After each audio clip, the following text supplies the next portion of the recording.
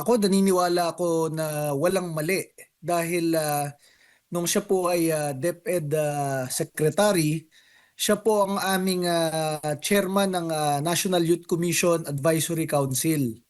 So napag-uusapan po namin every month bilang siya po ang chairman ng National Youth Commission Advisory Council at ako naman ang chairman ng National Youth Commission kung paano pipigilan ang recruitment ng mga NPA sa hanay ng mga kabataan. Ito ngang nagpapatuloy na impeachment trial ng pangalawang Pangulo ay tungkol nga dito sa kanyang confidential funds. Siguro unahin lang natin yung masasabi lang po ninyo.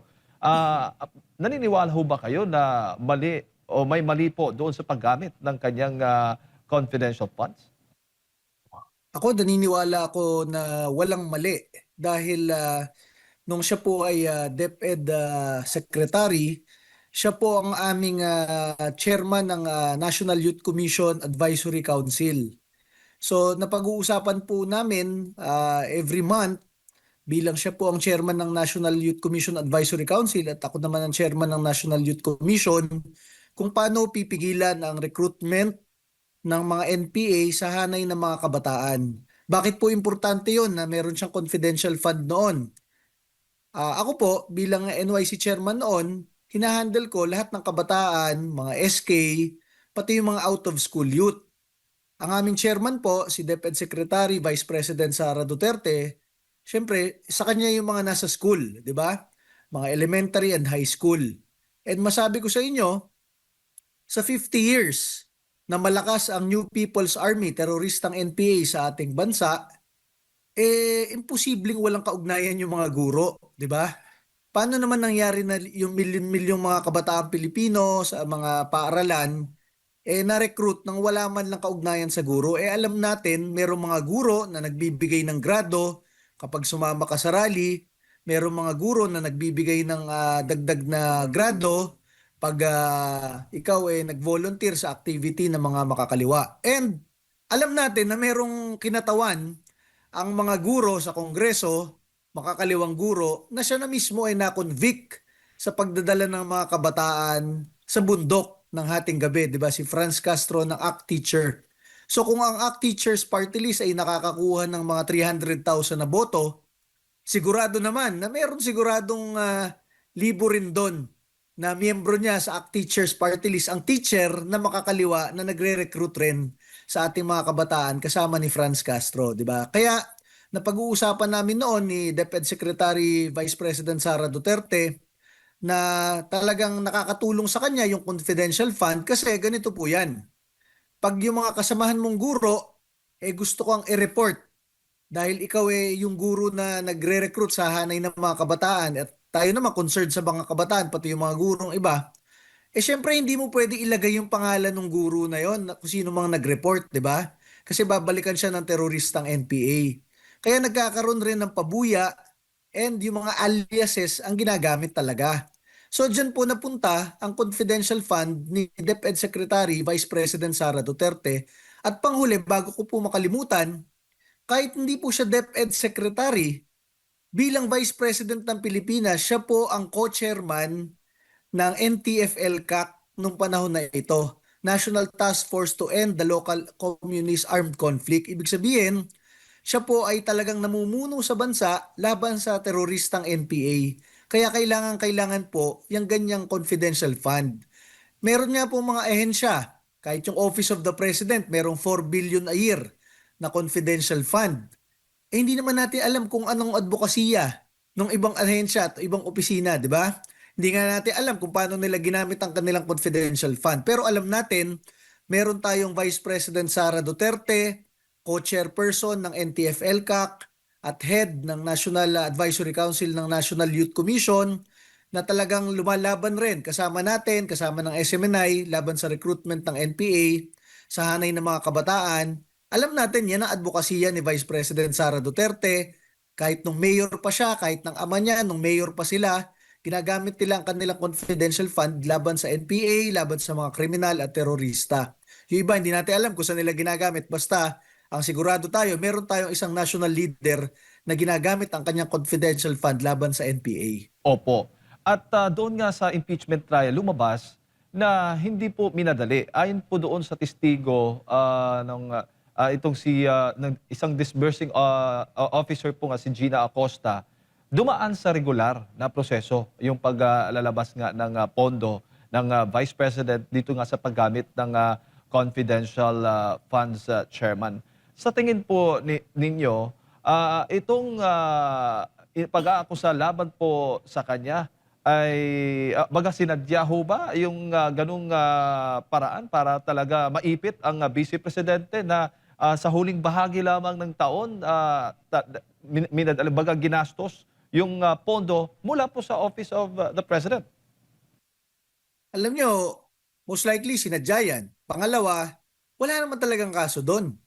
Basta ang naka-state dyan, pag ikaw ay inisyuhan ng confidential fund, gagamitin mo yon for that quarter.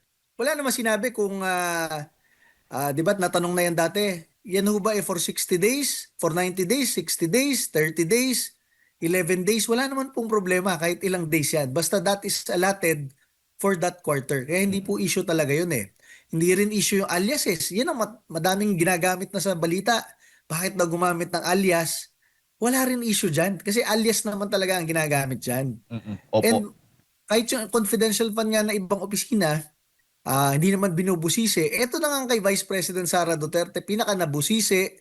Pero alam natin nagamit sa kanyang advokasya laban sa NPA at nagamit ng ayos.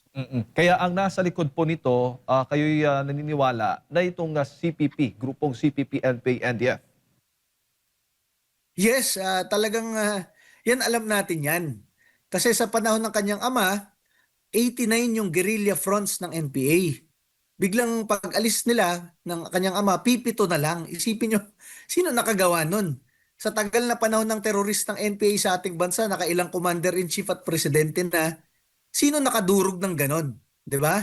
Wala nang balangay, wala nang pulutong, wala nang talupad. Talagang squad-squad na lang ang NPA. And dahil sa ganyang paghihina ng NPA during the Duterte administration, ang gagawin na lang dapat ngayon, pag-upo ng ngayong administrasyong ito at si Vice President Sara Duterte, co-chairman ng NTF-ELCAC, ang gagawin na lang, pipigilan mo na lang yung recruitment sa hanay ng kabataan kasi nagre-replenish na lang ng ranks ang teroristang NPA. Kaya ngayon ang ginawa ni Vice President Sara Duterte bilang DepEd Secretary, humahawak sa mga guro at paaralan ng bansa at bilang co-chairman ng NTF-ELCAC. Ngayon, ini-issue pa siya. Buti nga siya may advokasya eh. Buti nga siya may initiative bilang national leader, pigilan itong teroristang NPA. Yung iba wala namang initiative, walang advokasya, walang pakialam kung nagre-recruit ang mga terorist ng NPA sa Kongreso at sa mga paaralan. 'Di ba? Buti nga nagkaroon tayo ng Vice President Sara Duterte na ganyan ang initiative. Opo. May kaugnayan na ba o may ugnayan na bang nangyayari pag-uusap ang grupong makakaliwang grupo dito sa Presidente Bongbong Marcos Jr. at ito yung mga bahagi lamang ng kanilang mga plano laban sa Vice Presidente, Chairman? Yan, hindi natin alam kasi hindi natin nakikita ang kanilang mga pag-uusap. Pero magtataka kayo, sinong taga-file ng impeachment sa Kongreso? Ito rin mga makakaliwang grupo, di ba? And hindi katulad ng panahon ni Pangulong Rodrigo Duterte na talagang hardliner laban sa mga makakaliwa at todo suporta sa ating mga pulis at sundalo laban dito sa mga makakaliwa. Maririnig mo ba ngayon ang administrasyon na bumabanat dito sa mga makakaliwang grupo? Hindi naman. 'Di ba? Dati ang Pangulong Rodrigo Duterte sa kanyang mga weekly talks na meron siyang press con, talagang minumura niya itong mga makakaliwang grupo dahil alam naman ng lahat sila ang nagre-recruit sa ating mga anak, apo at kabataan Pilipino papunta sa teroristang NPA. Ngayon, may narinig na ba tayong ganon? Wala tayong marinig na ganon.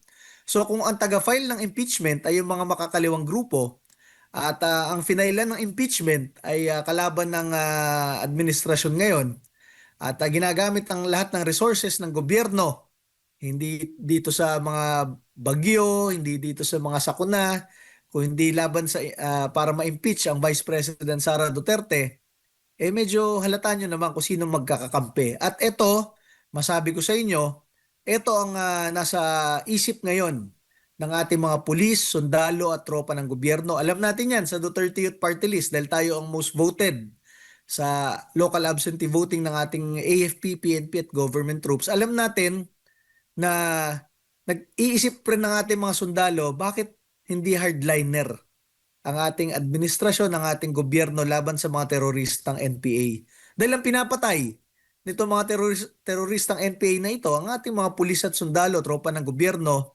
at tuwing lumalakas ang recruitment ng mga makakaliwang grupo sa hanay ng mga kabataan at sa mga paaralan, ang mapapatay ng mga nare-recruit na ito ay ang ating mga tropa ng gobyerno. Kaya alam nyo, kasama natin ang ating mga tropa ng gobyerno sa advokasya na yan. Tahimik lang sila, hindi sila makareklamo, pero alam nila ang katotohanan, di ba? Truth that matters. Opo. At Chair, Government is friendly with those leftist leaders. opo, marami din hong nakakapansin sa pag-uugali na ngayon, no, ng ating mga opisyal ng tulad na lamang ng mga personahe ng kapulisan, yung mga ahente ng NBI, ng DOJ, Ombudsman at iba pa na mga agency. May mga kababayan po natin nagkokomento yung the way po sila magtrato doon sa kanilang mga hinuhuli at paano po nila ginagawa yung kanilang operasyon. Tulad na lamang sa KOJC, hindi ho ba? Simulan po natin doon. Yung paglusob ng mga kapulisan po doon. Walang kinikilalang, hindi kinikilala yung karapatan ng simbahan at para bang wala ng batas, no, na kinikilala. Yung pag-uugali ng mga personnel ng for example na lamang yung yung ginawa po nila kay Mike Defensor, di ba?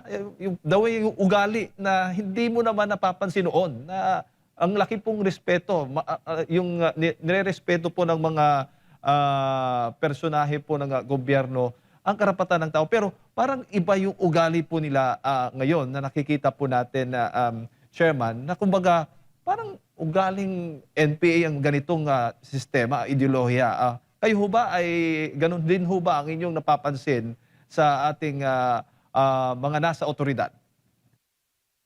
Ang napansin ko dyan ay sa dami-dami ng pinulitika, pinahirapan at talagang dinudurog. Unang-una dyan, ang ginawa ng administrasyon, si ating kaibigan Pastor Apollo Kibuloy, di ba? Saan ka ba naman nakakita na i-issuean ka ng warrant, papadala ka ng 3,000 pulis? Hindi ba naman hindi sapat yung term na OA eh. Overacting eh, di ba? Sa dami ng kailangan hanapin dito sa bansang ito na adik, na nanaksak, pumatay, di ba? Saka nakakitang magde-deploy ka ng pulis na 3,000 para sa ating butihing pastor. 'Di ba? Yung ibang napakaraming nasa buong bansa na kailangan dapat hanapin, di naman nahahanap, 'di ba? O pangalawa, pagkatapos ng ginawa kay Pastor Apollo kay Buloy at sa SMNI, ang ginawa kay Pangulong Rodrigo Duterte, ang ating mahal na presidente, ang ating commander-in-chief dati, na nagmahal sa mga tropa ng gobyerno, kita nyo naman, talaga namang sinakay sa eroplano, pinadala sa kamay ng mga dayuhan. Ang pangatlong biniktima dyan, tayo, ang inyong Duterte Youth Party List. Tayo ang #1 na ibinoto ng lahat ng OFWs sa buong mundo, sa lahat ng bansa sa buong mundo. Tayo ang #1 na ibinoto ng ating mga pulis, sundalo at tropa ng gobyerno sa local absentee voting at ng lampas 2 milyong Pilipino. Dapat tayo ay nasa Kongreso, kinatawan at boses ng milyong-milyong mga Pilipino. Tayo ay hindi pinaupo, di ba, ang ating 3 kongresista. At sumunod dyan, syempre ang pagpapatuloy na pag-impeach kay Vice President Sara Duterte kahit pumalpak last year, itinuloy ngayong taon na ito. At ngayon, alam nyo, masabi ko, bakit natin ginagastusan ang ganyang impeachment? Nandyan ang milyong-milyong Pilipino naghihirap sa baha, naghihirap sa ulan, naghihirap sa sakuna ngayon. Parang wala tayong pakialam. Inuuna natin paano gastusan na matanggal si Vice President Sara Duterte. Pero sa lahat ng pangyayaring yan, nakita ninyo na bumagsak ng bumagsak ang ratings ng administrasyong ito at tumaas ang ratings ng ating pinapahirapang Vice President Sara Duterte. Dahil yan, alam ng taong bayan kung sino talaga ang tunay na leader pambansa na nagmamahal na merong tapang at malasakit para sa kanila. Siyempre ang ating susunod na Pangulo, Sara Duterte. Kaya kahit anong gawin nilang pagpapahirap sa ating lahat ngayon, alam natin na sa dulo, ang milyong-milyong mga Pilipino ay nagmamahal sa atin, sumusuporta sa atin, at iluluklok ang ating susunod na Pangulo, Sara Duterte. Opo. Kaya yung pattern na yan, Chairman, nakikita po natin malaking patunay na ang nasa likod nito, sa tingin mo, ang CPP, NP, NDF talaga. Dahil yung pattern nila ng pananakot, yung impluensya na na-instill baga sa mga, parang nasa mga otoridad na natin, para bang, ano na bang nangyayari sa mga pulis, para bang ugaling NPA na daw, mga ganung mga komento, obserbasyon lang, opinyon ng ating mga kababayan. Ano po masasabi po niyo doon? Yes, kumbaga sa political side kasi, ang ating pulis at sundalo kasi, sunod lang ng sunod yan. Pero itong mga makakaliwang grupo, meron ng armed elements, meron pang political elements, di ba? Nakakapag-hasik sila ng terorismo sa kanayunan at dito sa Kongreso nakakapagsalita sila. Kaya talagang namomonopolize nila yung direction. Sila yung operator ng administrasyon kung paano ang gagawin, 'di ba? Paano magpapalakas sa Kongreso, paano ipagpapatuloy ang pagpatay ng pulis at sundalo, paano yung nag-i-initiative ka para sa administrasyon para makakuha ka pa ng pondo. So, ang ating mga pulis at sundalo, marami tayong nakakausap diyan araw-araw. Talagang sila ay sumasakit yung kanilang kalooban, bakit ganito na ang ating bansa. At alam natin, kita naman natin sa boto nila last year na kahit tayo ang nag-file ng impeachment laban sa Pangulo, tayo pa rin ang number one na ibinoto nilang party list sa buong Pilipinas. Ibig sabihin, kahit na ganyan ang ating mga pulis at sundalo, alam nila ang katotohanan, alam nila kung sino susuportahan at nag-aantay lamang sila ng panahon dahil kailangan sumunod sa duly constituted authorities. Pero ang kanilang puso, alam natin na kay Pangulong Rodrigo Duterte, na kay Vice President Sara Duterte, at nasa ating mga kaalyado sa gobyerno, nasa Duterte Youth Party List at syempre supportive sa SMNI channel po natin. Opo, opo. Chairman, bago ko lang ipasa kay partner Admar, marami din sa mga nagtatanong ng ating mga kababayan dito, sa tingin ho ninyo, ang teroristang grupong CPP, NP, NDF ay unti-unti nang namamahala sa ating bansa ngayon. Baga, kontrolado na ba nila itong ating pamahalaan sa ngayon? Kumbaga, sabi pa nga dito sa mga komento, parang daw na-hostage na ba ang ating pamahalaan na hindi makagalaw at hinahayaan na lamang na mag-bend the law, mag-break the law ang ilan nga sa mga ahensya, ang mga opisyal ng gobyerno. Alam nyo, yan ang direksyon ng kanilang impluensya. Dahil masabi ko sa inyo, for 50 years, ganyan ang kanilang ginagawa. Maimpluwensya sila sa mga kanayunan, di ba? Tinatakot nila yung mga negosyante, kung hindi susunugin ang inyong cell site, ang inyong truck, ang inyong negosyo. Ganun na rin sila sa Kongreso. Pag ikaw hindi umayon sa kanila, talaga naman babanatan ka nila, raralihan ka pa nila. Ganyan ang kanilang advokasya, ang kanilang sistema. Pero pag upo ng Pangulong Rodrigo Duterte, nakakita sila ng strongman na hardliner na lumalaban sa kanila at inutusan ni Pangulong Duterte ang NTF-ELCAC, tinayo niya ang NTF-ELCAC at inutusan niya ang AFP at PNP durugin ang teroristang NPA. Kaya nga po, pag upo ni Pangulong Duterte, 6 ang kinatawan ng mga makakaliwa sa Kongreso. Pag midterm ni Pangulong Duterte, naging 3 na lamang. Dapat nga ngayong 2025, isa o dadalawa na lamang yan. Actually, dalawa na lamang yan eh. Kaya lang nung tinanggal nila yung hardliner laban sa mga makakaliwang grupo sa Kongreso, tayo, Duterte Youth Party List, nawala na tayo, hindi tayo makadebate sa kanila, nawalan tayo ng opisina, nawalan tayo ng mga tauhan sa Kongreso, nakuha pa nila yung isang seat natin, nakaupo pa yung Gabriela. 'Di ba? Alam niyo, masabi ko sa inyo, kung tunay silang advocate para sa mga kabataan at kababaihan, bakit last year merong ginahasa na member ng Kabataan Party List na kababaihan dyan sa may UP Diliman? Humihingi ng tulong yung member ng Kabataan Party List. dahil ginahasa siya 3 beses ng kanilang mga kagrupo sa Kabataan Party List. 3 beses ginahasa ha. Hindi man lang nagsalita yung kinatawan ng Kabataan Party List para ipagtanggol siya. Hindi man lang nagsalita si Sara Elago na kinatawan ng Gabriela para sa kababaihan na dati rin kinatawan ng kabataan at nanahimik sila. Kahit yung sa ACT teacher na kayo ay kinatawan ng mga guro at ito naman ay scholar ng bayan sa UP Diliman, hindi rin nagsalita. So saan kayo nakakita na mismong miyembro nyo ginahasa ng mga kapwa nyo miyembro 3 beses, kababaihan, kabataan siya at scholar ng bayan, hindi kayo nagsalita. So ibig sabihin, pinipili nyo lang kung sinong ipagtatanggol ninyo. And kung ganyan ang kanilang sistema, paano pa natin maaasahan na ang kanilang mga ginagawa sa Kongreso ay tunay na ang tawag ay makabayan, di ba?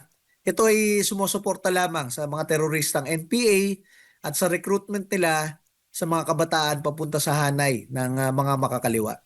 Chairman, magandang umaga si Admar po. Gaano Good po morning po, boss. kadelikado kung nakikipag-siping ang CPP, NPA, NDF sa mga leader ng ating bansa, ng ating gobyerno, lalo na sa mahabang paglaban ng gobyerno dito sa makalaban ng Estado at baka maakselang yung naging pagsusumikap, lalo na sa nakalipas na administrasyon, na talagang mapilayan ng husto itong makakalimang grupo na tinagurian ng terorista po, Chairman. Delikado yan. Dahil alam nyo, kung ikaw pulis o sundalo o tropa ng gobyerno, dati malakas ang loob mo at talagang high moral ka. Ang tawag dyan sa military o sa pulis, high moral. Dahil meron ka isang commander-in-chief katulad ni Pangulong Duterte na all out ang laban sa mga teroristang NPA. So ngayong panahon na ito na after ni Pangulong Duterte na dumurog kasama nyo sa mga teroristang NPA, ang commander-in-chief nyo ngayon hindi nyo mariringgan na nagsasalita laban sa mga teroristang NPA at syempre kung ang taga-file ng administrasyon ng impeachment laban sa Vice President Sara Duterte ay yung mga leader na mga kaalyado ng teroristang NPA sa Kongreso, talagang mapapaisip kayo na bakit ganon? 'Di ba? Nagkaalyaduhan na ang ating mga leader sa bansa. Ang masama diyan, ang mga taga-Malacanang ngayon at taga-administrasyon, syempre ano lang 'yan, mga bureaucrats na papalit-palit, mga politikong papalit-palit. Pero kung nakipag-alyado kayo sa teroristang NPA, gagamitin rin kayo ng mga 'yan. Hindi nyo alam dahil dyan talaga sanay ang mga yan for 50 years kung paano maging anay sa ating gobyerno. Gagamitin kayo, maya-maya babanatan kayo, mamaya gagamitin uli kayo. Akala nyo sila yung ginagamit nyo, pero ang tunay, kayo ang ginagamit, ang inyong pondo, ang inyong impluensya, at dahil nga dyan, lalong lumalakas tuloy ang teroristang NPA ngayon. Nakita nyo recently, in the past few months, nagkaroon pa ng mga teroristang NPA na kabataan sa Mindoro, sa Negros. Dati nung panahon ni Pangulong Duterte, wala na yan. So ibig sabihin yan, lumakas na uli ang recruitment ng mga teroristang NPA sa hanay ng ating mga kabataan at mga estudyante. Dahil rin yan, wala na si Vice President Sara Duterte bilang DepEd Secretary at bilang co-chair ng NTF-ELCAC. Malaking ano yan, malaking epekto yan na wala ang Pangulong Rodrigo Duterte, wala si Vice President Sara Duterte na kasama ng ating mga tropa ng gobyerno na lumalaban dito sa mga teroristang NPA. Siyempre lumalaban pa rin ngayon, pero dahil tinanggal na bilang DepEd Secretary, tinanggal na bilang NTF-ELCAC co-chairman, wala na tayong kapangyarihan na maging opisina ng gobyerno laban sa NPA. Opo, siguro panghuli na lang mula sa akin, ano naman po yung magiging role, lalo na po ng taong bayan dito sa mga nakikita nila sa gobyerno na baka hindi lang nila alam, na baka alam niyo na, minamaniobra ng hindi nalalaman ng nakararami, lalo na ng mga nasa otoridad, mga military, nasa pambansang pulisya, iba pang mga uniform personnel, na unti-unti nang ginagapang sila sa mga propaganda at mga pagnanais nitong makakaliwang grupo po para makuha yung kanilang interest, Chairman. Ang masabi natin dyan sa ating mga kababayang Pilipino, siyempre bilang naging boses ninyo at kinatawan at chairman ng Duterte Youth Party List, binoto ng milyong-milyong Pilipino, dapat lahat tayo ay maging boses rin. Kayo, ating mga kababayang Pilipino, mga OFWs, mga Pilipino dito sa ating bansa, dapat tayo ay pagsalita at meron na rin namang social media ngayon, tayo ay magmasid at magsalita. Dahil kung kinikitil yung boses ng inyong mga kinatawan, katulad ng Duterte Youth Party List, dapat kayo mismo ay magsalita kasama natin sa inyong mga naoobserbahan sa ating bansa. Unang-una, kita na naman ninyo ang mga naging scam, flood control scam, at iba't iba pang scam sa ating gobyerno, modus operandi, na talaga namang kinuha ang trilyong budget ng mga Pilipino, 'di ba? At tayo'y naghihirap ngayon sa baha at sa kahirapan at sa mga kakulangan sa mga serbisyo ng gobyerno. Dapat kayo magsalita diyan, 'di ba? Tinanggal tayo sa Kongreso para hindi natin masabi 'yon sa Kongreso, pero dapat sabay-sabay nating sabihin 'yan at nandiyan naman ang social media at nandiyan ang SMNI, 'di ba? Pangalawa, ang masabi natin diyan, ang ating mga tropa ng gobyerno, talagang kakampi natin 'yan. Karamihan diyan. At kailangan lang nila ng suporta rin sa atin dahil hindi sila makapagsalita. Dinaan nga nila sa boto kung sinong susuportahan nila ang number one sa kanila, Duterte Youth Party List. Pero dahil wala tayo sa Kongreso, hindi natin makonvey sa halls of Congress ang mga mensahe ninyo at mensahe ng ating mga tropa ng gobyerno. So ang kailangan po dyan, in the next 14 months na lang po, filing na. 21 months na lang po, eleksyon na sa ating bansa. So kailangan natin magkasama-sama, magkatulungan na isangguni, i-convey ang ating mga hinaing dito sa ating bansa at hindi ito makalimutan. Baka ang gusto ng administrasyon, makalimutan natin ang flood control, makalimutan natin ang mga kurakot, makalimutan natin na naging kaalyado nila, ang mga makakaliwang leader nila, natin sa Kongreso, at makalimutan natin lahat ang mga ginawang panggigipit kay Pastor Kibuloy, kay Pangulong Duterte, sa Duterte Youth at sa ating mga kaalyado. Hindi po natin makakalimutan yan. Kasi ang problema sa ating ibang leader sa bansa, nag-aaral sila sa ibang bansa, hindi nila alam na ang pinapanood ng mga Pilipino maghapon hanggang gabi ay kung paano pinapahirapan ang bida at sa dulo yung pinahirapang mga bida na yon. Yun ang nagtatagumpay. Ginawa nilang true to life, di ba? So asahan ninyo na lalong lumalakas ang suporta ng sambayan ng Pilipino sa atin, sa Duterte Youth Party List, sa ating susunod na Pangulo, Sara Duterte, at sa pamilya Duterte at mga kaalyado natin sa Team Duterte ngayong 2028. At tayo po ay magtulungan para sa pag-upo ng ating susunod na Pangulo, Sara Duterte. Mabago natin ang ating bansa, matanggal natin lahat ng mga naging mga pangyayaring kadiliman. Talagang dumilim ang ating bansa, ikinulong ang ating pastor, ikinulong ang ating pangulo, ikinukulong ang ating mga kaalyado na nagsisiwalat lamang sa mga kasamaan sa ating bansa. Lahat po yan ay liwanag sa dulo ng madilim na tunnel at sa tulong po ninyo, magkakasama tayo, kapit-bisig, kayang-kaya po natin yan. Ngayong parating na 2028, maiupo ang ating susunod na Pangulo at Commander-in-Chief, Sara Duterte.